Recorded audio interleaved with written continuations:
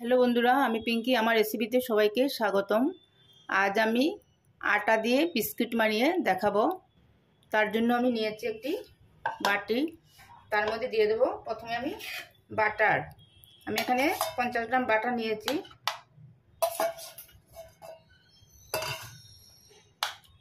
প্রথমে আমি এইভাবে ভেঙে নিচ্ছি। ভেঙে যাবে, যেহেতু আমি ফ্রিজ থেকে আগে থেকে বের করে রেখেছি।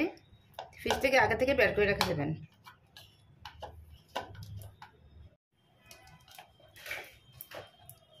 চামচের সাহায্যে এভাবে মিক্স করে নিচ্ছি।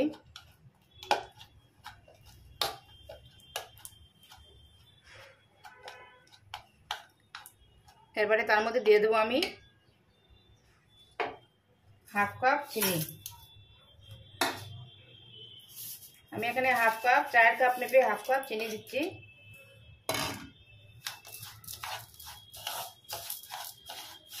এবারে তার মধ্যে দিয়ে দেবো আমি হাফ কাপ রিফাইন অয়েল।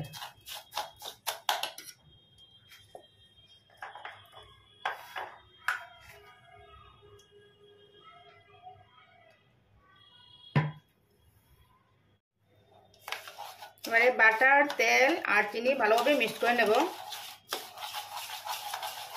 খুব ভালোভাবে ফেটে নিতে হবে।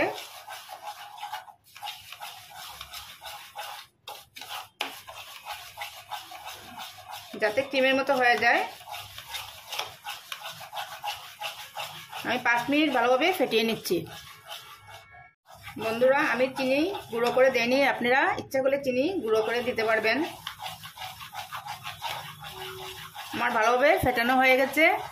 এবারে তার মধ্যে দিয়ে দিচ্ছি আমি এখানে হাফ চামচ বেকিং পাউডার। বেকিং সোডা ব্যবহার করবেন না, পাউডার দেবেন। 1 চিমটে নুন দিয়ে আবার ভালোভাবে মিক্স করে নিচ্ছি।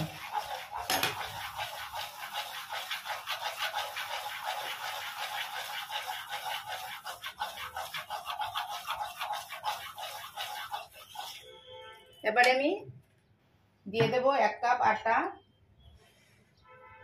1 কাপ আটা দিয়ে দিচ্ছি। হাফ কাপ বেসন। আপনারা শুধু আটা দিয়ে করতে পারবেন। বেসন না হলে কর্নফ্লাওয়ারও দিতে পারবেন হাফ কাপ। এবার আমি হাত দিয়ে ভালোভাবে মিক্স করে নেব।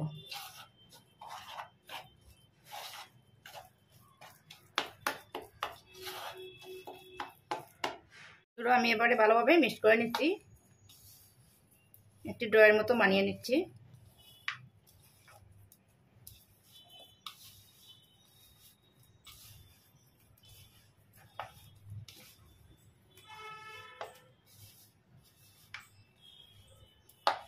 এবারে তার মধ্যে একটা জিনিস অ্যাড করব, টেস্টটা বেড়ে যাবে।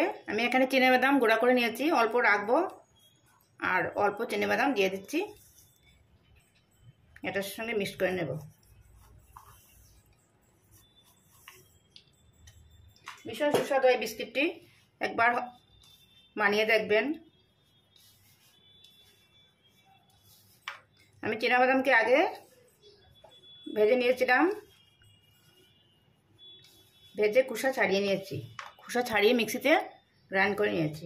এই পাউডারটা দিয়েছি আর অল্প রেখেছি, পুরো ফাইন পাউডার করে নিই।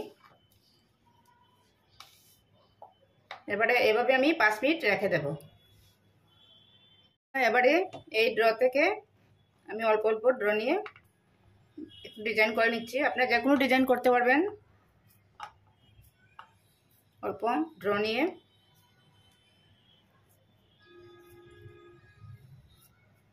এরকম শেপ দিয়ে দিচ্ছি।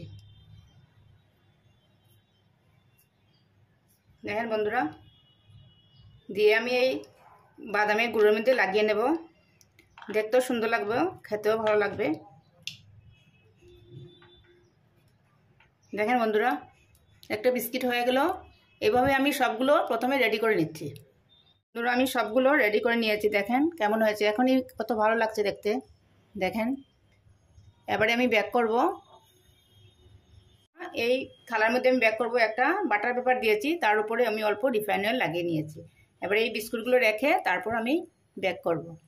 বন্ধুরা, আমি প্রিহিট করে নিয়েছিলাম আগে থেকে কড়াইটি, 5 মিনিট প্রিহিট করে তারপর এই থালাটা দিয়ে দিয়েছি ভিতরে। এবারে আমি ঢাকা দিয়ে দেব। চুলার আঁচটি আমি লতে রেখেছি।